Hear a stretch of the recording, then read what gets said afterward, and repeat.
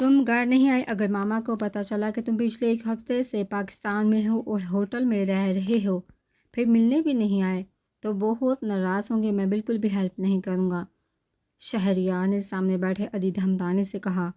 وہ دونوں اس وقت ریسٹورنٹ میں بیٹھے لنچ کر رہے تھے۔ آئی نو یار بھائی، لیکن کیا کروں، میٹنگ میں ہی دن گزر جاتا ہے، رات کو بھی لیٹ ہو جاتا ہے، میری ٹائمنگ سیٹ نہیں ہے، کبھی کہاں تو کبھی کہاں، اسی لیے میں تم لوگوں کو ڈسٹرب نہیں کرنا چاہتا۔ عدید کی آخری بات پر شہریار نے اسے گھورا۔ اس میں ڈسٹربنس والی کیا بات ہے؟ پاگل جیسی باتیں مت کرو، میرے سامنے تو کہہ دیا ہے، سالے کے سامنے مت کہنا ورنہ تمہارا منہ نوچنے میں ٹائم نہیں لگائے گی۔ پھر بھی یار اچھا نہیں لگتا یوں وقت پر وقت آنا جانا، 1-2 دن تک چکر لگاؤں گا۔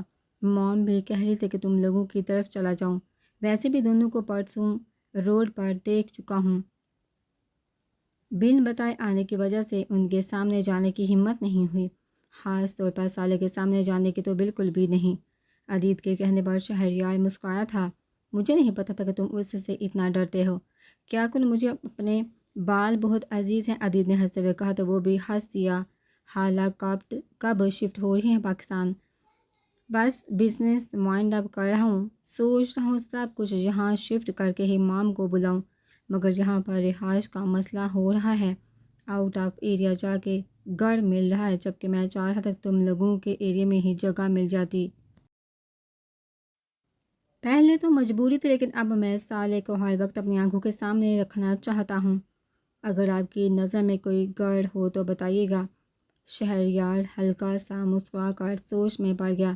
امثال کو لے کر وہ کتنا پوزیسو تھا، اس سے بہتر کوئی جان سکتا تھا، میں تو نہیں جانتا، لیکن ہاں بادل اور سالے کو پتہ ہوگا، انہیں اچھے سے خبر ہوتی ہے کہ کون کہاں جا رہا ہے اور کہاں سے آ رہا ہے، میں ان سے پوچھوں گا۔ اس سے پہلے عدید جواب دیتا شہریار کا فون بجا تھا، اس نے دیکھا تو ان نون نمبر تھا۔ ہیلو، اس نے فون اٹھا کر کان سے لگاتے ہوئے کہا، آپ مسٹر شہریار بات کر رہے ہیں؟ دوسری طرف سے پوچھا گیا۔ جی بات کر رہا ہوں۔ آپ کون؟ مسٹر شہریار، میں انسپکٹر عباس بات کر رہا ہوں۔ آپ کالج روڈ والے تھانے پہنچ جائیے، آپ کے بھائی اور بہن اس وقت تھانے میں موجود ہے۔ فون سے آتی آواز سن کر شہریار بے اختیار کھڑا ہوا۔ وہ ٹھیک تو ہے نا؟ اس نے اپنی پیشانی مسلتے ہوئے پوچھا۔ جی مسٹر، وہ تو بالکل ٹھیک ہے، لیکن اگر آپ اگلے 10-15 منٹ تک یہاں نہیں پہنچے تو تاریخ میں پہلی بار ہوگا کہ تھانے کا سارا عملہ بیک وقت یا تو خودکشی کرنے پر مجبور ہوگا یا پھر پاگل ہو کر سڑکوں پر جوتیاں چٹاتا پھرے گا۔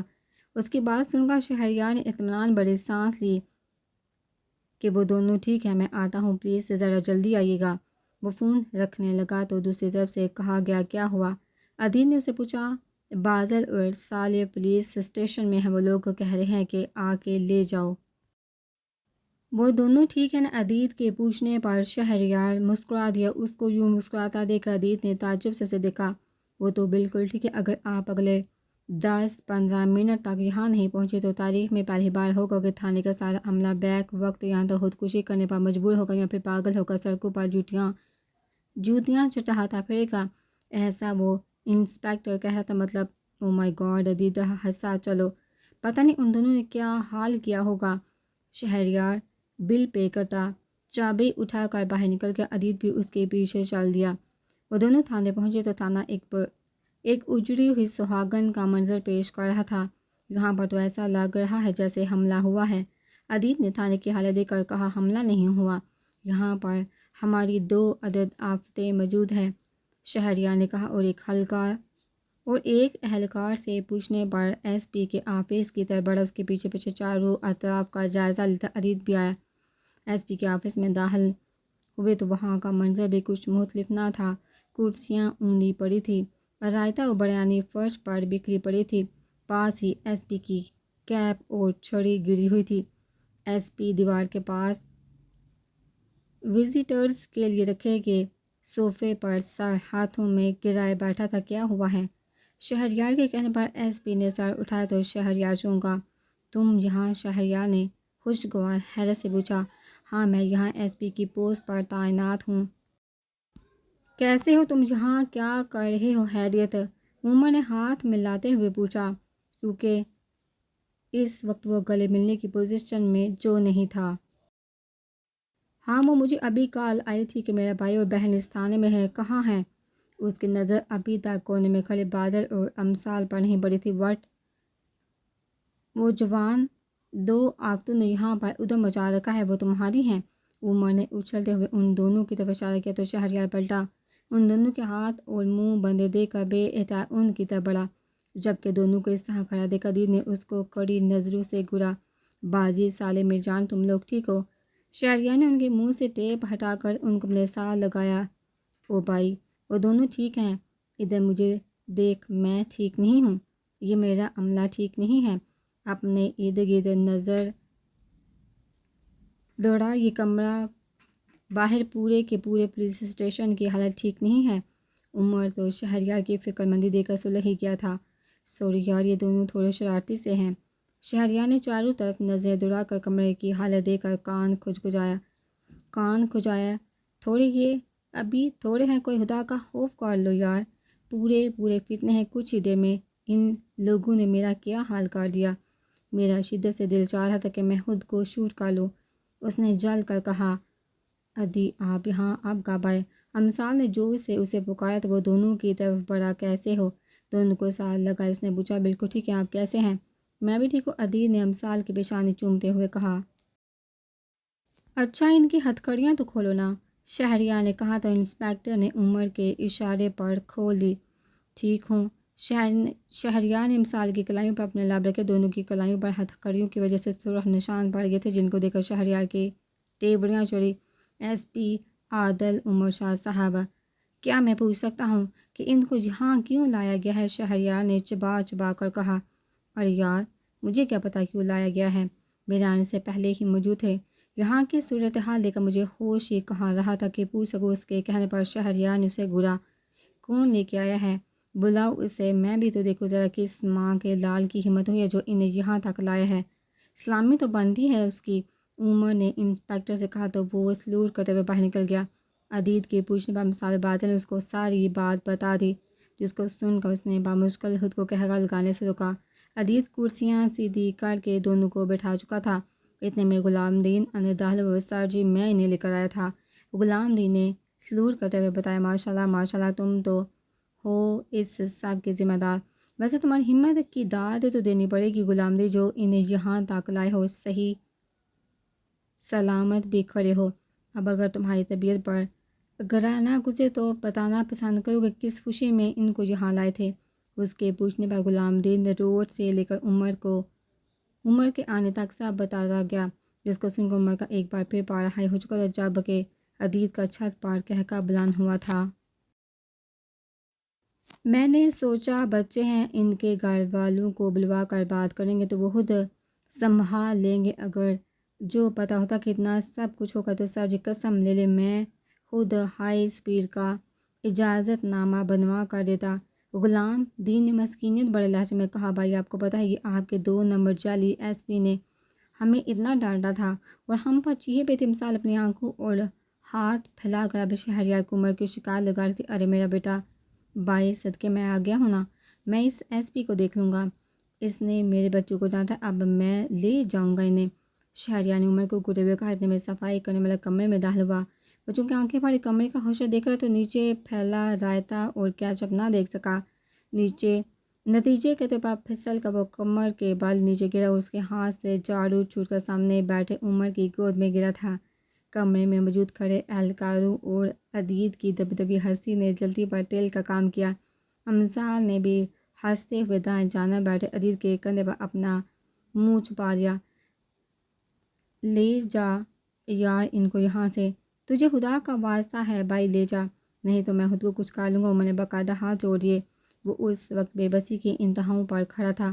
اس کی حالت دیکھ کر شہریار نے اٹھنے میں ہی عافیت جانی۔ وہ ان کو لے کے اٹھ کھڑا، وہ ساتھ ہی عدید کو چلنے کا اشارہ کیا۔ ابھی وہ دروازے تک ہی پہنچے تھے تو عمر نے ان کو روکا۔ تم لوگ سب ایک ساتھ رہتے ہو؟ عمر کے پوچھنے پر شہریار نے نہ سمجھی سے اس بات میں سر ہلا دیا۔ ہاں، کیسے رہ لیتے ہو اکٹھے اور پھر اچھے خاصے نارمل بھی لگ رہے ہو؟ عمر نے آگے کی طرف جھکتے ہوئے اشتیاق سے پوچھا۔ کسی دن اکیلے میں ملنا ایس پی عادل عمر شاہ، اور پھر بتاؤں گا کہ کیسے رہتے ہیں۔ شہریار اسے گھورتا ہوا ان دونوں کو لے کر باہر نکل گیا۔ اماں جان نے مجھے کہا تھا آج گھر پر ہی رک جاؤں، کاش میں ان کی بات مان لیتا، وہ بڑبڑا کر رہ گیا۔ بھائی آپ اس ایس پی کو جانتے ہیں؟ بادل نے پوچھا۔ میرا یونی کا فرینڈ ہے اور اس دن ریسٹورینٹ میں ایک دوست سے ملوایا تھا نا، امان شاہ اس کا کزن بھی ہے۔ ہم تینوں دوست تھے۔ اسے شروع ہی سے پولیس میں جانے کا شوق تھا، BBA کے بعد ہی پولیس میں چلا گیا، پھر ٹریننگ کے لیے باہر جانا پڑا اور میں بھی بزنس میں مصروف ہو گیا تو ہمارا رابطہ ختم ہو گیا۔ شہریار نے تفصیل سے جواب دیا۔ ویسے بچے بری باتیں ایسے کسی کو تنگ نہیں کرتے، کیا حالت کر دی ہے اس بیچارے کی۔ پوری یونی میں انتہائی روڈ اور رعبدار پرسنالٹی رکھنے والا بندہ اس وقت بے بسی کی آخری حدوں کو چھو رہا تھا۔ شہریار نے انتہائی نرمی سے کہا، جو کہ صرف ان دونوں سے بات کرتے وقت اس کے لہجے میں ہوتی تھی۔ بھائی آپ ہمیں ڈانٹ رہے ہیں، وہ بھی اس جعلی ایس پی کے لیے؟ امسا نے گاڑی کا فرنٹ ڈور کھولتے ہوئے کہا۔ نہیں گڑیا، کہاں ڈانٹ رہا ہوں، میں بس سمجھا رہا ہوں۔ ادی تم نے بتایا نہیں جرمنی سے کب آئے اور ہم سے ملنے کیوں نہیں آئے؟ خالہ بھی آ گئی ہیں کیا؟ امسا نے ایک ساتھ کئی سوال کے تو ادی سر پر ہاتھ پھیر کر رہ گیا۔ نہیں مام، ابھی نہیں آئیں، کچھ دن تک آئیں گی، ادی نے جواب دیا۔ البتہ کب آنے کا سوال گول کر کے جس پر شہریار نے مسکراہٹ دبائی۔ اچھا خالہ کیسی ہیں؟ امسا نے ادیت کی طرف دیکھتے ہوئے کہا۔ ٹھیک ہیں، کچھ دن تک وہ بھی آ جائیں گے، ہم لوگ یہیں شفٹ ہو رہے ہیں، ادیت نے جواب دیا۔ واقعی؟ او مائی گاڈ، اب تم یہیں رہو گے؟ بعد یہ سالے تم لوگوں کی نظر میں ہمارے ہی ایریا میں کوئی گھر ہے؟ شہریار نے دونوں کو مخاطب کرتے ہوئے کہا۔ تو خود پر سے دھیان ہٹتے دیکھا ادیت نے شکر ادا کیا، وہ گھر خالی ہے، ایک تو تھوڑا دور ہے، دوسرا ہمارے دائیں سائڈ والا ایک ہفتہ پہلے ہی خالی ہوا ہے۔ رحمان انکل اور فہمیدہ آنٹی نے ہمیں کہا تھا کہ اگر کسی نے خریدنا ہو تو ہمیں بتانا۔ کیوں؟ آپ کیوں پوچھیں؟ امسا نے اسے تفصیل دینے کے ساتھ ساتھ وجہ پوچھی۔ ادیت کافی دنوں سے ڈھونڈ رہا ہے، اسے چاہیے لو تو پہلے بتانا تھا نا۔ ہاں ہوار ہونے کی کیا ضرورت تھی؟ امسا نے منہ بناتے ہوئے کہا اور ساتھ ہی رحمان صاحب کا نمبر لکھوایا۔ اگر ہماری ضرورت پڑے تو بتائیے گا۔ شہریار بھائی گول گپے امسال و بازل نے یک زبان ہو کر کہا تو شہریار نے گاڑی روک دی۔ ماما دیکھیے کون آئے ہیں؟ امسال نے گھر میں داخل ہوتے ہوئے ساریہ بیگم کو آواز دی۔ کیا بات ہے سالے، کیوں چیخ رہی ہو؟ کبھی تو سکون سے بات کر لیا کرو، ساریہ بیگم نے کچن سے نکلتے ہوئے پوچھا اور سامنے کھڑے ادیت کو دیکھ کر چونکی۔ ارے ماشاءاللہ، میرا بیٹا آیا ہے، کیسے ہو ادیت؟ کب آئے؟ فاریہ بھی آئی ہے کیا؟ ساریہ بیگم نے گلے لگا کر اس کا ماتھا چومتے ہوئے کہا۔ ارے یار بڑی ماما سانس تو لینا، سب بتاتا ہوں، آپ بیٹھیے تو۔ بڑے بابا کہاں ہیں؟ انہیں کافی دیر ہو گئی تھی بات کرتے ہوئے، تب تک امسال و بازل بھی چینج کر کے آ چکے تھے۔ شہریار اپنے کسی کام کے لیے نکل گیا تھا۔ اچھا دی، میرے لیے کیا لایا؟ امسال نے پوچھا تو ادیت نے گہری سانس لی، جبکہ ساریہ بیگم نے اسے گھورا تھا، جس کو نظر انداز کرتے ہوئے وہ ادیت کی طرف متوجہ ہوئی کہ ہاں اسے پاس بلایا تو وہ اٹھ کر اس کے پاس آ بیٹھی۔ ایکچولی پرنسس کیا ہے نا کہ مجھے اچانک آنا پڑا، اور دوسری بات کہ میں پچھلے 4-5 دنوں سے پاکستان میں ہوں، سب کچھ شفٹ کر رہا ہوں نا پاکستان، اس لیے بہت بزی تھا تو کچھ نہیں لا پایا۔ ہاں ہم کل مال چلیں گے، میرے جگر کے ٹکڑے کو جو چاہیے ہوگا ہم لے لیں گے، ٹھیک ہے نا؟ ادیت نے اس کا ہاتھ اپنے لبوں سے لگایا تو اس نے سمجھنے والے انداز میں سر ہلا دیا۔ یار ادی، میں بھی ہوں۔ بازل نے خود کو نظر انداز ہوتا دیکھا تو دہائی دی۔ ہاں بابا جانتا ہوں، ویسے بھی سوچ رہا تھا جب تمہیں بتاؤں گا تو تم میرے بال تو ضرور کھینچو گی، ادیت نے ہنستے ہوئے کہا۔ ادیت کے بچے، تم نے مجھے ایسا سمجھا ہوا ہے کیا؟ امسال نے ہلکے سے کہا تو اس نے جھٹ سے نفی میں سر ہلا۔ اچھا آپ چینج کرے، پھر کچھ کھاتے ہیں۔ امسال نے اسے اٹھایا تو وہ اٹھ کر اپنے روم کی جانب چلا گیا۔ چونکہ وہ جب بھی پاکستان آتا تھا ان کے ہاں ٹھہرتا تھا تو اس کا الگ کمرہ مختص تھا۔ ثانیہ ریمل بتا رہے تھے کہ عادل واپس آ گیا ہے۔ حتیجہ بیگم نے لان میں بیٹھے ثانیہ سے پوچھا۔ ہاں، اور کافی غصے میں بھی تھے۔ ملازمہ نے چائے پانی کا پوچھا تو اسے بھی ڈانٹ دیا اور کہا کہ جب تک وہ نہ کہیں کوئی انہیں ڈسٹرب نہ کرے۔ ثانیہ نے کندھے اچکاتے ہوئے کہا، یا اللہ خیر، پتہ نہیں کیا ہوا ہوگا، رہنے دے ماں، ان کا موڈ ہمیشہ ہی خراب ہوتا ہے۔ کون سا پہلی بار ہوا؟ ویسے ماں جان، آپ نے بھائی کے لیے ایسی لڑکی ڈھونڈی کہ جو انہیں تکنی کا ناچ نچا، ہر کام ان کے الٹ مزاج کرے، بھائی کی ٹکر کی اور بھائی چاہ کر بھی اس پر غصہ نہ کر سکے۔ یا اللہ پلیز بھائی کو کوئی ایسی لڑکی دے دینا۔ ثانیہ نے باقاعدہ ہاتھ اٹھا کر دعا کی، شرم گل بھائی ہے تمہارا۔ حتیجہ بیگم نے اسے چپت لگائی، کیا بات ہے؟ ایس پی عادل آج گھر میں گھوم رہا ہے، مامی بتا رہی تھی تم پولیس اسٹیشن گئے تھے اور 2 گھنٹے بعد ہی واپس آ گئے، خیریت تھی نا؟ اماں نے عادل کو سیڑھیاں اترتے دیکھا تو پوچھا۔ نہ پوچھ یار، اپنی زندگی کا سب سے بھیانک دن دیکھا ہے میں نے آج۔ شکر کرو میں زندہ سلامت آ گیا ہوں، ورنہ مجھے تو لگ رہا تھا کہ میں خود کو کچھ کر بیٹھوں گا۔ عادل نے گہری سانس لیتے ہوئے کہا، کیوں ایسا کیا ہو گیا جو تم اس نیچ پر پہنچ گئے؟ امان نے اچنبے سے پوچھا۔ آج جب میں پولیس اسٹیشن گیا تو وہاں پر ایک لڑکی اور لڑکا موجود تھے، اور جو وہ بتاتا کہ امان کی مسکراہٹ گہری ہوتی گئی۔ جب وہ خاموش ہوا تو امان کا فلک شگاف کہہ کر چھوٹا تھا۔ ہاں ہاں ہاں، کیا سین ہوگا ایس پی عادل عمر، جو مجرموں کے لیے خوف اور دہشت کی علامت سمجھا جاتا ہے، 2 بچوں کے آگے بے بس تھا۔ امان نے ہنستے ہوئے کہا، ہاں بچے تو نہیں تھے، خیر سے پورے فتنے تھے۔ وہ لڑکا تو لڑکا، اس کے ساتھ جو لڑکی تھی پوری آفت ہی۔ پہلے تو میں سمجھا شاید دوست ہیں دونوں، وہ تو بعد میں پتہ چلا کہ بہن بھائی ہیں اور ٹوینس ہیں۔ مجھے کہہ رہی تھی کچھ لے دے کر بات ختم کرتے ہیں، اور تمہیں پتہ ہے مجھے جعلی اور 2 نمبر ایس پی بولی تھی۔ عادل نے مسکراتے ہوئے کہا تو امان اس کے مسکراہٹ دیکھ کر چونکا تھا۔ ویسے ایک بات بتاؤ، وہ بہت پیاری تھی کیا؟ امان نے پوچھا تو اس کی آنکھوں کے سامنے اس کی صورت لہرائی۔ پتہ نہیں، لیکن ہنستے ہوئے اس کے دائیں گال پر ڈمپل پڑتا تھا۔ عادل نے دھیمی مسکراہٹ سے کہا، او آئی سی۔ امان نے منحوسی مسکراہٹ سے لب سکڑے تو عادل نے بے احتیاط اس کی طرف دیکھا۔ ایک منٹ کیا سمجھ رہے ہو؟ ایسا کچھ نہیں، عادل نے صفائی دینا چاہیے۔ ہاں ہاں ہاں ہاں ٹھیک ہے، میں کہہ رہا ہوں۔ امان نے مسکراہٹ دباتے ہوئے کہا، ارے ہاں، تمہیں شاعری یاد ہے ہمارا جونی کا دوست؟ وہ دونوں اس کے بہن بھائی تھے، ان دونوں کو لینے وہی آیا تھا۔ او تو تم ان کے ہتھے چوڑے تھے، پھر تو تمہاری ایسی حالت بنتی تھی۔ میں مل چکا ہوں دونوں سے، امان نے ہنستے ہوئے کہا۔ وہ بھی ہنس دیا۔ ویسے ایک بات کو، امان نے اس کے چہرے پر بکھری مسکراہٹ کا گہری نظر سے جائزہ لیتے ہوئے کہا تو اس نے اس بات میں سر ہلا دیا۔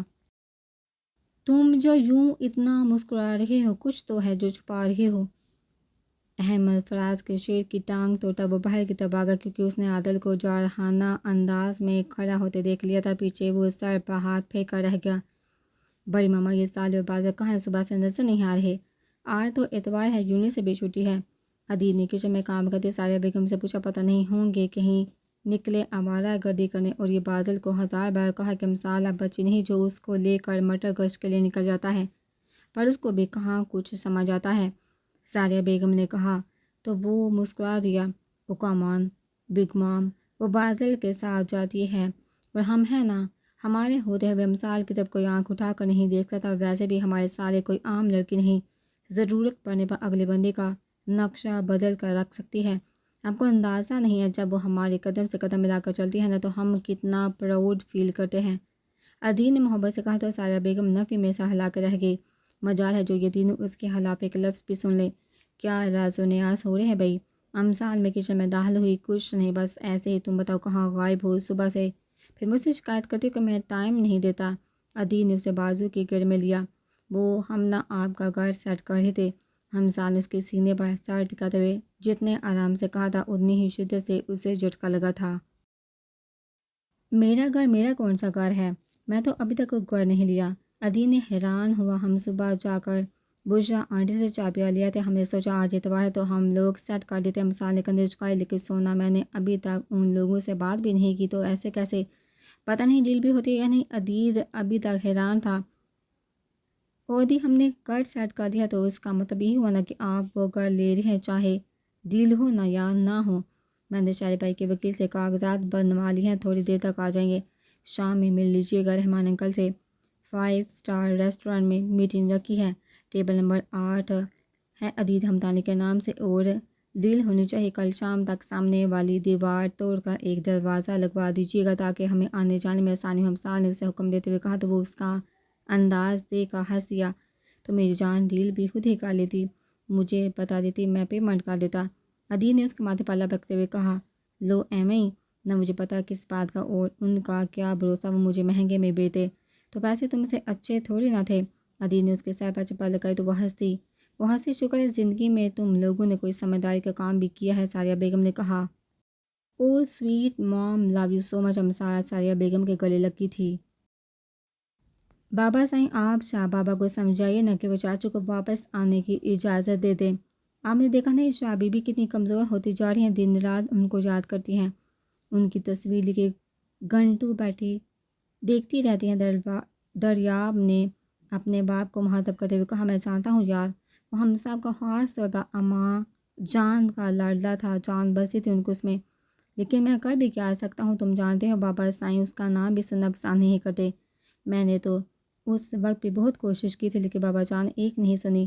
گو کہ وہ اپنی جگہ ٹھیک تھا۔ اس سب کا نتیجہ بھی دیکھ لیا ہم سب نے، اور اس سب میں اگر کوئی سب سے زیادہ مشکل میں ہے تو وہ لالی ہے۔ شادی کے 5 سال بعد ہی اس کمینے نے اس 2 ٹکی کی عورت کے پیچھے طلاق دے کر رات کے اندھیرے میں لالی کو گھر سے نکال دیا۔ بچوں کا بھی خیال نہیں کیا تھا۔ کاش اس وقت بابا جان چھوٹے کی بات سمجھ جاتے تو آج لالی اس حال میں نہ ہوتی۔ خیر اب کیا کیا جا سکتا ہے؟ قاسم شاہ نے افسوس بڑے لہجے میں کہا تو قاسم شاہ نے بھی تائید کی۔ وہ سب اس وقت مردانہ خانے میں بیٹھے ہوئے تھے، اس بات سے بے خبر کے دروازے کے باہر کھڑے مصطفیٰ شاہ نے ان کی باتیں سن لی تھی۔ راکنگ چیئر پر جھولتے ہوئے ان کے کانوں میں قاسم شاہ کی باتیں گونجی تھی۔ کہیں نہ کہیں انہیں بھی پچھتاوا تھا، بیٹے کے ساتھ ساتھ بیٹی کو بھی کھو چکے تھے۔ لالا روح کی حالت ان سے ڈھکی چھپی نہ تھی۔ کیا تھا جو وہ اگر اس وقت اپنے بیٹی کی بات مان لیتی تو آج نہ تو بیٹا دور ہوتا نہ ہی بیٹی دکھی ہوتی۔ انہیں آج بھی وہ دن یاد تھا جب انہوں نے اپنے ضد اور غرور میں آ کر بیٹی کے لیے غلط فیصلہ کیا تھا اور مخالفت کرنے پر بیٹے کو گھر چھوڑنے کا حکم دیا تھا۔ 25 سال پہلے اگر آپ لالی کی بات مان کیوں نہیں لیتے بابا صاحب؟ وہ کوئی ایسی غلط بات تو نہیں کر رہی ہے؟ قاسم شاہ پچھلے کئی دنوں سے مصطفیٰ شاہ کو قائل کرنے کی کوششوں میں لگے ہوئے تھے۔ اس وقت بھی گھر کے تمام افراد لاؤنج میں جمع تھے۔ برہودار، تم شاید ہماری روایات کو بھولتے جا رہے ہو۔ مت بھولو کہ شاہ خاندان سے تعلق ہے تمہارا، اور مجھے سبق پڑھانے سے بہتر جا کے اپنی بہن کو سمجھاؤ۔ تم نے اس کو سر پر چڑھا رکھا جو اسے ہمارے طے کردہ رشتے سے اختلاف کرنے کی ضرورت ہوئی ہے۔ بابا صاحب نے اپنے اصلی گرجدار آواز میں کہا، اف بابا صاحب، آپ جانتے ہیں جس سے آپ اس کا رشتہ طے کریں ہر برے کام میں ملوث ہے۔ وہ شراب، جوا، سٹہ بازی، قرض کی کون سی ایسی برائی ہے جو اس میں نہیں پائی جاتی؟ اس کے علاوہ کئی عورتوں سے اس کے تعلقات، اس سب کے باوجود آپ ہیں کہ سب جانتے ہوئے بھی لالی روح کو اس دوزخ میں دھکیلنا چاہتے ہیں۔ قاسم شاہ نے جھنجھلاتے ہوئے کہا، بیٹا سائیں، شادی کے بعد سب ٹھیک ہو جاتے ہیں، وہ بھی ٹھیک ہو جائے گا، تمہیں فکر کرنے کی ضرورت نہیں۔ پر بابا سائیں، بس بہت ہو گیا، اب ہم مزید ایک لفظ بھی نہیں سننا چاہیں گے۔ ہم زبان دے چکے ہیں جمال شاہ کو، مقرر تاریخ کو ہی شادی ہوگی، اب کوئی بحث نہیں سنیں گے۔ بابا سائیں نے ڈانٹتے ہوئے کہا، معذرت بابا صاحب، لیکن یہ لالی پہ ظلم ہوگا اور میں اس ظلم کا حصہ قطعی نہیں بنوں گا۔ میں اس شادی رکوانے کی ہر ممکن کوشش کروں گا، چاہے مجھے اس کے لیے کسی بھی حد تک جانا پڑے۔ قاسم شاہ نے اٹل لہجے میں کہا۔ اچھا کیا کرو گے؟ ہم بھی تو سننے، ہمارا بیٹا ہمارے ہی خلاف کہاں تک جائے گا؟ مصطفیٰ شاہ نے استہزائیہ لہجے میں کہا، بابا صاحب، میں یہ گھر چھوڑ کر چلا جاؤں گا اگر آپ نے میری بات نہ مانی تو۔ ٹھیک ہے، تو تم اس حویلی سے جا سکتے ہو، ہمیں بھی تمہاری ضرورت نہیں، آج سے ہمارے صرف 2 ہی بیٹے۔ مصطفیٰ شاہ نے کرتے ہوئے کہا تو اس نے بے یقینی سے اپنے باپ کی طرف دیکھا، پھر لمبے لمبے ڈگ برتا لاؤنج سے نکل گیا۔ بابا سائیں کیا کہہ رہے ہیں؟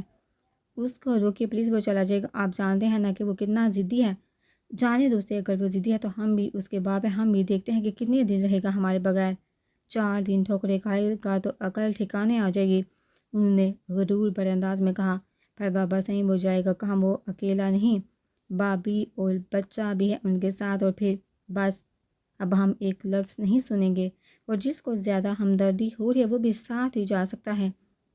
وہ دن اور آج کا دن قاسم شاہ نے مڑ کر نہیں دیکھا تھا، اور نہ ہی ان کی کوئی خیر خبر تھی۔ دروازے پر ہونے والی دستک سے وہ ماضی سے باہر آئے، آنکھوں میں نمی کو صاف کرتے ہوئے انہوں نے اجازت دی، شاہ سائیں، کھانا لا کے آپ کا انتظار کیا جا رہا ہے۔ ملازمہ دروازہ کھول کر کہا، ٹھیک ہے، ہم آتے ہیں۔ کچھ سوچتے ہوئے وہ اٹھ کھڑے ہوئے۔ قاسم، اس نالائق کا پتہ کرو کہاں ہوتا ہے، وہ تو شہر جا کے بھول ہی گیا ہے کہ اس کے کوئی برے ماں باپ بھی ہیں، اب ایسی بھی کیا ناراضگی۔ رات کا کھانا کھاتے ہوئے مصطفیٰ شاہ نے کہا، کون کس کی بات کر رہے ہیں بابا صاحب؟ قاسم شاہ نے حیرانگی سے پوچھا۔ قاسم شاہ کی بات کر رہے ہیں، اور کون ہوگا جو شہر جا کے اپنے خاندان کو بھول بیٹھا ہے؟ پتہ کرو کہاں ہوتا ہے آج کل، جا کے لے آئیں اسے، انہوں نے نارمل لہجے میں کہا تو کھانا چھوڑ کر سب یقینی سے انہیں دیکھنے لگے۔ آپ سچ کہہ رہے ہیں؟ بی بی جان نے خوشی سے لرزتے ہوئے پوچھا تو وہ محض ہنکارا بھر کر رہ گئے۔ پتہ کرنے کی ضرورت نہیں بابا صاحب، قاسم ماموں اسی شہر میں رہتے، کالج میں پروفیسر ہیں، 3 بچے ہیں، ایک بڑا بیٹا شہریار اور 2 جڑواں، بیٹی امثال اور بیٹا بازل۔ اماں نے مصطفیٰ شاہ کو مخاطب کرتے ہوئے کہا، تم کیسے جانتے اسے؟ قاسم شاہ نے اشمے سے پوچھا۔ ان کا بڑا بیٹا شہریار میرا یونیورسٹی کا دوست ہے، پہلے میں نہیں جانتا تھا کہ وہ راستم ماموں کا بیٹا ہے۔ کچھ دن پہلے ریسٹورنٹ میں ملاقات ہوئی تھی، شاعری تھے راستم ماموں ان کے ساتھ ہے تو ان سے ملوایا تھا، چونکہ میں نے ماموں کو تصویر میں دیکھا ہوا تھا اسی لیے ان کو پہچان لیا۔ امان نے جواب دیا، کیسا ہے میرا راسم اور بچے کیسے ہیں؟ ساریہ کیسی ہیں؟ بی بی جان کے لہجے میں بھی اپنا اشتیاق تھا۔ ماموں بالکل ٹھیک تھے، سارے آنٹی سے میں ابھی تک نہیں ملا، اور جہاں تک بچوں کی بات ہے تو شہریار 10 سال بڑا ہے دونوں سے، اور بازل 7 منٹ بڑا ہے امسال سے۔ شہریار تھوڑا سنجیدہ مزاج بزنس کرتا ہے، کنسٹرکشن کمپنی ہے اس کی۔ ذریعہ بلالہ، آپ کو یاد ہوگا آپ نے کچھ دن پہلے ایک ڈیل سائن کی تھی سالے کنسٹرکشن کمپنی کے ساتھ، اس کا آنر شہریار ہی ہے۔ اور رہی بات چھوٹے دونوں کی تو دونوں ابھی پڑھ رہے ہیں، بلا کے شرارتی ہیں۔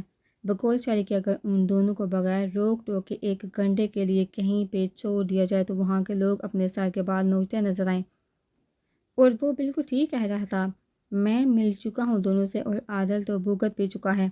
ٹھیک ہے، کل چلیں گے، مصطفیٰ شاہ نے ذریعہ اور قاسم شاہ کو مخاطب کرتے ہوئے کہا۔ سوری شاہ بابا، میں ضرور چلتا لیکن میری صبح 10 بجے میٹنگ ہے، اس لیے میں نہیں جا پاؤں گا۔ آپ دریاب کو لے جائیے گا، ذریعہ نے معذرت کرتے ہوئے کہا۔ ٹھیک ہے، میں چلا جاؤں گا، دریاب نے حامی بڑھی۔ میں بھی ساتھ جاؤں گی، بی بی جان نے کہا تو سر ہلا کے اٹھ گئے۔ بی بی جان کو تو گویا نئی زندگی مل گئی تھی، ان کا خوشی سے دمکتا چہرہ دیکھتے ہوئے سب بے احتیاط مسکرا دیے۔ مڈ ٹرم ایگزامز کے بعد ان کو یونٹ سے 1 ہفتے کی چھٹیاں تھیں، پاریہ پاکستان آ چکی تھی اور آج کل ان دونوں کا زیادہ ٹائم یا تو ان کے ہاں گزرتا یا پھر عدیل کے ساتھ گھومنے پھرنے میں، جس کی وجہ سے ان کی شرارتوں میں کمی واقع ہوئی تھی، جس پر ساریہ بیگم نے سکھ کا ساتھ دیا تھا۔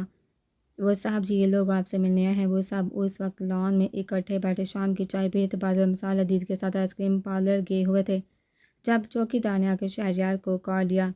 انس ملک، شہریار کارڈ پڑھتے ہوئے زیر لب بڑبڑایا، ٹھیک ہے آپ ان کو یہیں لے آئیے۔ شہریار نے چوکیدار کو کہا تو وہ سر ہلاتا ہوا واپس پلٹ گیا۔ تھوڑی دیر بعد واپس آیا تو اس کے ساتھ 2 لوگ تھے۔ السلام علیکم، انس نے سلام کیا تو شہریار اور قاسم صاحب نے کھڑے ہو کر ہاتھ ملائے۔ ارے شہریار صاحب، آپ یہاں؟ انس نے پوچھا۔ ہاں، یہ میرا گھر ہے، یہ میرے بابا ہے اور یہ میری موم، شہریار نے تعارف کرواتے ہوئے کہا۔ مجھے آپ جانتے ہی ہوں گے، اور یہ میرا بھائی حمدان ملک ہے۔ انس نے حمدان کا تعارف کروایا۔ آپ لوگ بیٹھے، دراصل ہم لوگ بادل اور امسال سے ملنے آئے ہیں، آپ پلیز انہیں بلوا دیں، حمدان نے کہا تو شہریار نے حیرانگی سے اسے دیکھا۔ آپ کیسے جانتے ہیں؟ آپ کیسے جانتے ہیں انہیں؟ شہریار نے پوچھا۔ ایکچولی میں انہی کی یونی اور ڈپارٹمنٹ سے ہوں، ان دونوں سے کوئی کام تھا، کچھ دن پہلے ہماری ملاقات ہوئی تو ان کا تھینکس کہنا تھا اور انویٹیشن بھی دینا تھا، حمدان نے کہا۔ کس چیز کا انویٹیشن؟ ساریہ بیگم نے پوچھا۔ وہ آنٹی، میرے بھائی کی شادی ہے اسی ہفتے، آپ سب انوائٹیڈ ہیں، حضرت بادل اور امسال، پلیز ضرور آئیے گا، حمدان نے کارڈ میز پر رکھتے ہوئے کہا۔ اس سے پہلے وہ کوئی جواب دیتے وہ دونوں عدیل کے ساتھ گھر میں داخل ہوئے۔ او ہائے انس صاحب، کیسے؟ امسال نے مسکراتے ہوئے پوچھا۔ میں بالکل ٹھیک گڑیا، آپ کیسے؟ انس نے نرمی سے کہا۔ میں بھی ٹھیک ہے، تو آپ لوگ یہاں؟ بادل نے پوچھا۔ ہاں، وہ انویٹیشن دینے آئے تھے بھائی کی شادی کا، آپ لوگ ضرور آئیے گا۔ مینیو کیا ہے؟ بادل امسال نے یک زبان ہو کر پوچھا تو شہریار اور عدیل ہنس دیے۔ جو آپ دونوں کہو۔ ایسا کرنا، گول گپے اور قیمے والے سموسے رکھ لینا، ٹھیک ہے، امسال نے چہکتے ہوئے کہا۔ شور، انس نے مسکرایا۔ شہریار تو انس کو دونوں سے بات کرتا دیکھ کر حیران تھا، کہاں وہ مغرور مزاج بندہ جو اپنے سوا کسی کو ہاتھ میں ہلاتا تھا، کیسے مسکرا کر بات کر رہا تھا۔ اچھا حمدان بیٹا، یہ تو بتاؤ یہ لوگ یونی میں کیسے رہتے ہیں؟ ہم لوگوں کا تو جینا حرام کیے رکھتے ہیں، لیکن وہاں سے کبھی بھی ان کی کوئی شکایت نہیں آتی ہے، ساریہ بیگم نے حمدان سے پوچھا تو حمدان کو بے احتیاط وہ دن یاد آیا جب وہ اور انس سر راشد کے پاس گئے تھے۔ جیسے ہی انہوں نے ان دونوں کا نام لے کر بات شروع کی تو وہ تو پھٹ ہی پڑے تھے۔ انہوں نے جو ان کے شان میں قصیدے پڑھنے شروع کیے تو دونوں کو اپنے کانوں سے دھواں نکلتا محسوس ہوا۔ آدھے گھنٹے کی منت تعلق کے بعد وہ جا کے مانے تھے۔ حمدان نے بے احتیاط ان کی طرف دیکھا تو انہوں نے جھٹ سے نفے میں سا ہلا، جس کو عدیل اور شہریار نے بخوبی نوٹ کیا تھا۔ وہ آنٹی، یہ لوگ بہت ہی ڈیسنٹ اسٹوڈنٹ کی طرح رہتے ہیں، کبھی کسی کو کوئی شکایت نہیں ہوئی، سب ٹیچرس کی تو فیورٹ ہیں۔ استغفر اللہ، سب ان کی اتنی تعریفیں کرتے ہیں، اللہ پاک مجھے معاف کرنا اتنے بڑے جھوٹ پر۔ حمدان نے دل ہی دل میں تو بات استغفار کرتے ہوئے بات مکمل کی۔ اچھا پتہ نہیں کیوں مجھے یقین نہیں آتا، ساریہ بیگم نے سوچتے ہوئے کہا، آپ ماں ہیں نا، اولاد کو بہتر طریقے سے جانتی ہیں، شاید اسی لیے۔ حمدان نے دھکے چھپے لفظوں میں انہیں باور کروایا کہ ان کی سوچ بالکل ٹھیک ہے۔ تھوڑی دیر ادھر ادھر کی باتوں کے بعد وہ لوگ شادی میں شرکت کی تاکید کرتے ہوئے چلے گئے تو عدید اور شہریار نے ان دونوں کو گرا، ہاں بھائی شروع ہو جاؤ، تو دونوں نے فٹ سب کچھ بتا دیا، جسے سن کر دونوں نے بے سہاتا کہکا لگایا تھا۔